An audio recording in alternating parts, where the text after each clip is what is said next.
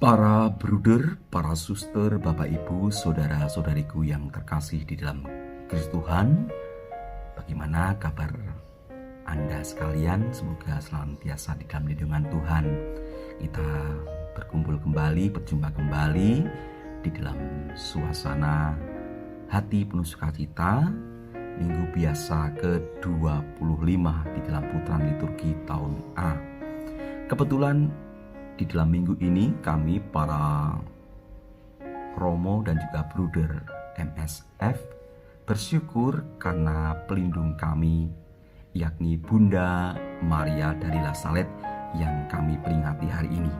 Setiap tanggal 19 September kami akan merayakan bagaimana Bunda Maria dulu menampakkan diri kepada Melanie Calvat dan juga Maximin Giro. Oleh karena itu, renungan minggu ke-25 ini akan saya gabungkan dengan sukacita kita dan juga syukur atas Bunda Maria dari La Salette sebagai pelindung kongregasi MSF. Bacaan yang akan kami ambil dari bacaan kedua, yakni yang diambil dari surat Rasul Paulus kepada jemaat di Filipi. Saya bacakan untuk Anda. Pembacaan dari surat Rasul Paulus kepada jemaat di Filipi. Saudara-saudara, dengan nyata Kristus dimuliakan di dalam tubuhku, baik oleh hidupku maupun oleh matiku. Karena bagiku hidup adalah Kristus dan mati adalah keuntungan. Tetapi jika aku harus hidup di dunia ini, itu berarti bagiku bekerja memberi buah. Jadi mana yang harus kupilih? Aku tidak tahu. Aku didesak dari dua pihak. Aku ingin pergi dan diam bersama-sama dengan Kristus. Ini memang jauh lebih baik. Tetapi demi kamu, lebih berguna aku tinggal di dunia ini. Maka hendaklah hidupmu berpadanan dengan Injil Kristus. Demikianlah sabda Tuhan. Syukur kepada Allah. Para bruder, suster, Bapak Ibu, saudara-saudari, rekan-rekan muda dan anak-anakku yang terkasih di dalam Kristus Tuhan, 19 September 1846 Bunda Maria menampakkan diri kepada Maximin Giro dan juga Melanie Calvat. Di dalam penampakan itu, Bunda Maria meneteskan air mata, menangis. Dua anak gembala, yakni Maximin dan juga Melanie, tentunya heran. Wanita yang dijumpai di Gunung La Salette itu mengapa menangis? Di sana terungkap bahwa Bunda Maria berbicara kepada Melanie dan Maximin waktu itu, bahwa ia mengungkapkan kesedihannya sampai air matanya menangis, menetes. Karena gereja waktu itu sudah meninggalkan imannya.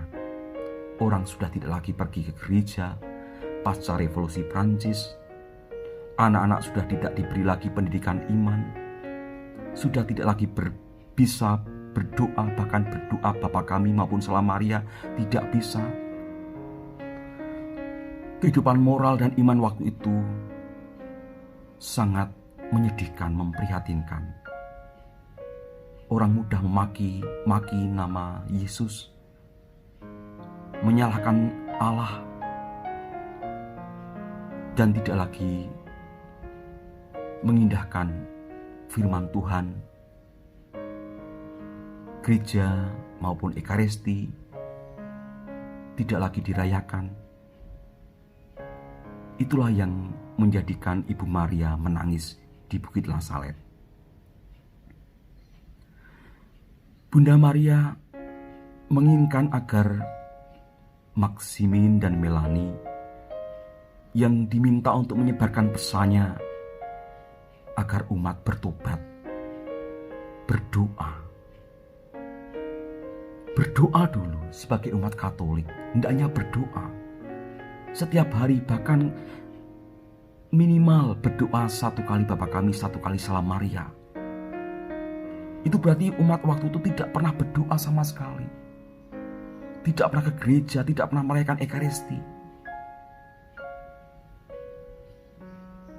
Kemudian bertobat dari dosa-dosa di mana sering menghina nama Allah, mengumpat nama Tuhan Yesus. Itulah yang membuat Bunda Maria hadir di Bukit La Salette untuk menyampaikan warta pertobatan.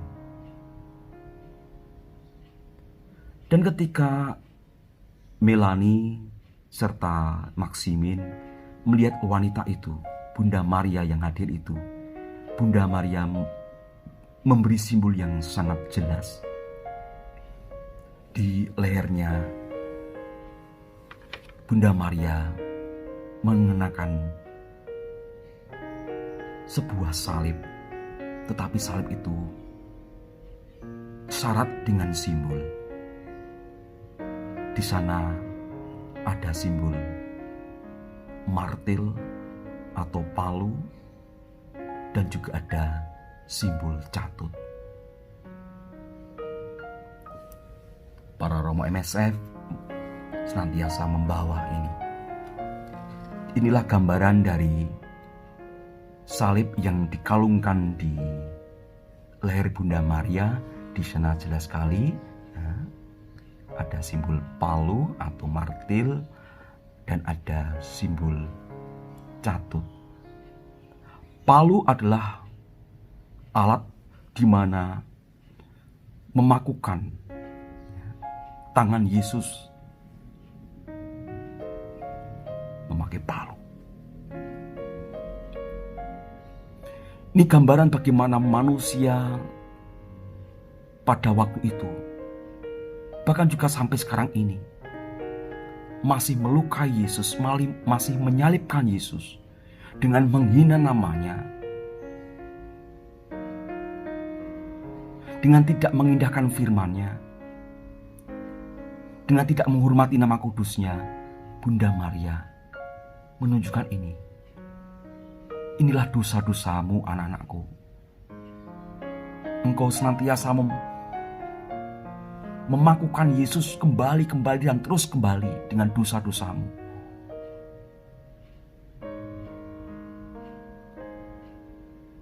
Bertobatlah. Bertobatlah. Bersama Bunda Maria, kita diajak untuk bertobat, sehingga kita boleh menerima kembali pengampunan dan merasakan kembali kerahiman dari Allah dan menerima buah-buah dari penebusan Tuhan kita Yesus Kristus. Oleh karena itu, di Bukit La Salette selain ada gambar atau simbol martil, alat untuk memaku Yesus, juga ada simbol catut untuk mencabut paku itu dari tangan Yesus, dari salib Yesus. Simbol pertobatan.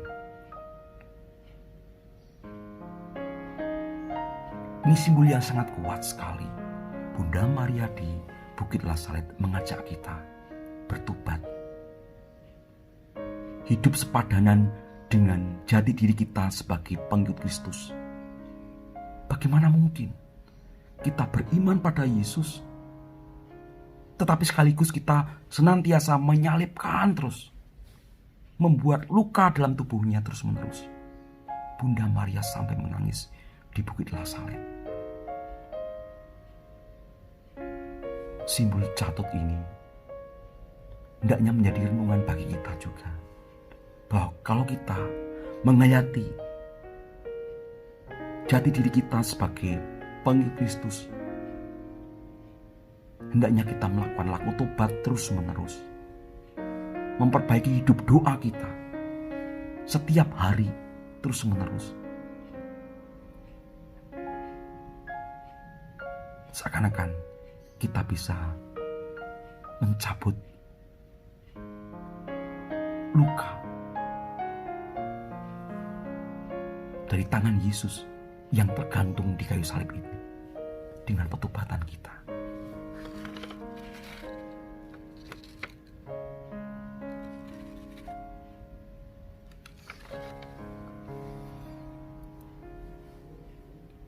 Para suster, Bapak, Ibu, dan saudara-saudara yang terkasih, itulah juga yang dikatakan oleh Rasul Paulus kepada jemaat di Filipi. Di dalam baris yang terakhir atau kalimat terakhir tadi, Paulus mengatakan, "Maka hendaklah hidupmu berpadanan dengan Injil Kristus." Sebagai pengikut Kristus, ketika kita tidak mengindahkan firman-Nya, itu berarti kita menyalibkan Yesus terus-menerus. Meletakkan tangan Yesus dan memakunya terus-menerus di kayu salib. Karena dosa-dosa kita. Itulah mengapa kita hendaknya hidup berpadanan dengan Injil Kristus. Rasul Paulus mengingatkan terus-menerus melalui suratnya kepada jemaat di Filipi ini. Bapak, Ibu, dan saudara-saudaraku yang terkasih, para suster buder, rekan-rekan muda, dan anak-anakku yang terkasih.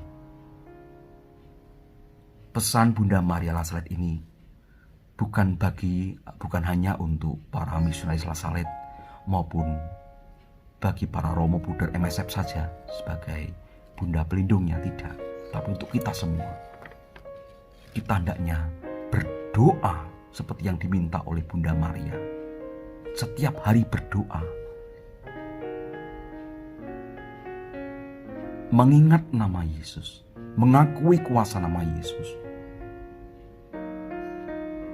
dan juga kita hendaknya bertobat setiap hari, merevisi hidup setiap hari, karena ini memang menjadi kecenderungan orang di dunia modern. Seakan-akan sudah kabur makna apa itu dosa. Oh, ini tidak dosa kok ini. Oh, ini hanya dosa kecil aja. Apa itu dosa kecil? Apa ini dosa besar? Setiap dosa itu melukai hati Allah. Terkadang kita merasionalisasi sendiri. Wah, ini enggak dosa ini. Oh, hanya begini kok dosa. Ingatlah kisah Bunda Maria yang menangis di Bukit La Salette yang kita rayakan hari ini. Sekecil apapun dosa kita, melukai hati Allah, menyalibkan kembali Yesus.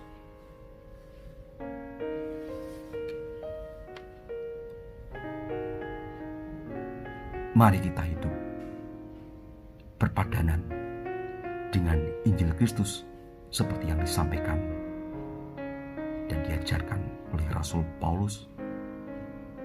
Dan mari kita senantiasa berani seperti Bunda Maria yang diberi julukan atau gelar Bunda Pendamai, Bunda Rekonsiliasi. Bunda Maria menemani kita, bersama kita untuk hidup menjadi anak-anak Allah yang senantiasa berani bertobat, menjadi pendamai. Tetapi dimulai dari hidup kita sendiri, berdamai dengan Allah. Selamat merayakan pesta Bunda Maria dari La Salette.